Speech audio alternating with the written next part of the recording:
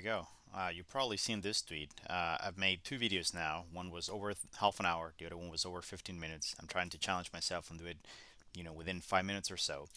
What is exactly you're signing up for when you do Podman Pool Telegraph, for example? When you do that, you can go to Docker Hub. You can see all the tags. Let's say, for example, you're picking the latest one. You're going to see the Docker file. You would assume that basically whatever is mentioned here in the from is the dependencies of this image. There's more to it.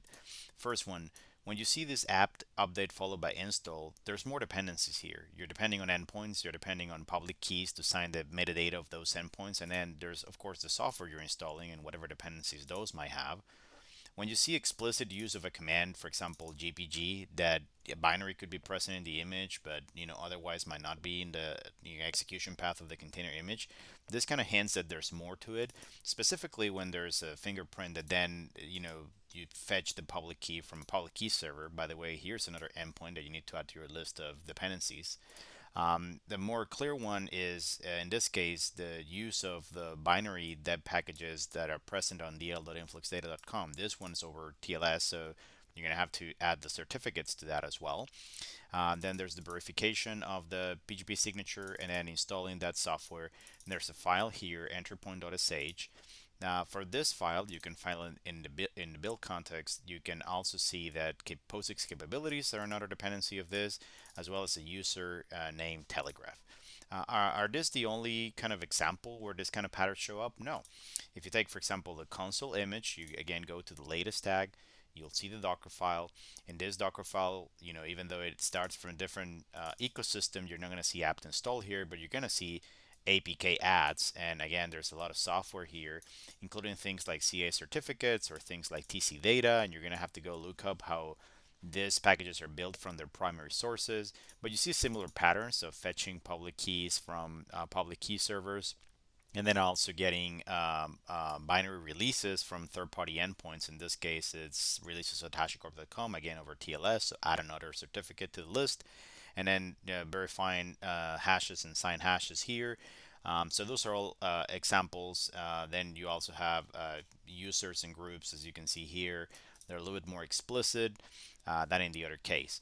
Now, what about the base image of the build pack deps, which is this main dependency here, Buster curl? You can go investigate that one as well. And let's see the Buster curl tag. It's right here. You're gonna get this one is obviously based on Debian. Buster is a code name for a release of Debian.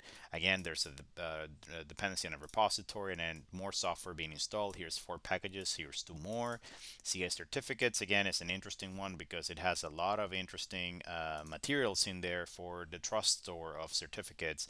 So basically anything that comes open as OpenSSL, it's going to check against the things that are here. You're going to have to look up and keep track of how these things are being revoked and updated and whatnot. And of course, this one relies on the base Debian image. The base Debian image, when you go look at the Docker file, which is right here, it's going to be pretty simple. It starts from an empty layer, adds a tarball, and that's it. The tarball is present in the build context along with some other interesting files, such as the sources-list, which tells you that the repositories are not over HTTPS, but they are dev.debian.org. And fun fact, dev.debian.org is actually a CDN, runs on Fastly. So that's another dependency you need to add to your list. As I mentioned, the PGP keys for this as well. These are all the things in the Debian archive keyring that you should add to your list, your tracking list as well. And then how this file is created is pretty interesting. Let's switch branches here.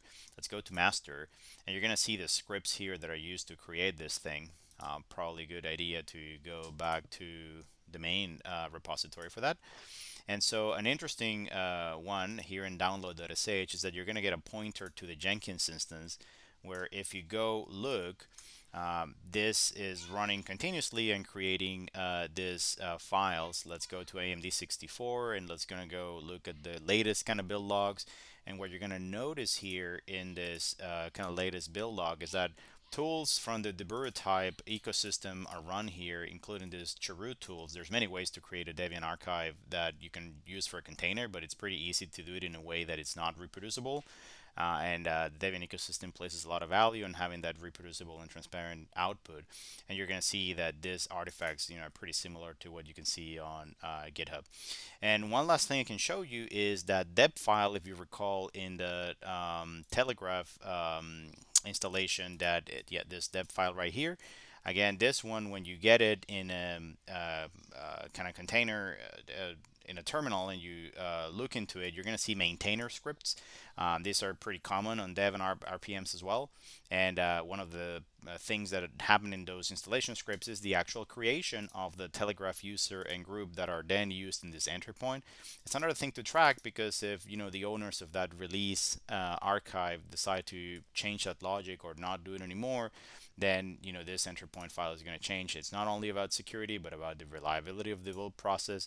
And again, in just over 5 minutes, those are some interesting examples of how when you podman pull something from a public registry, you're not increasing your dependency list by one, but it can actually be lots of patterns like this that can are worth and fun to track as well. Hopefully that's useful. Let me know if you have any input, and happy 2022.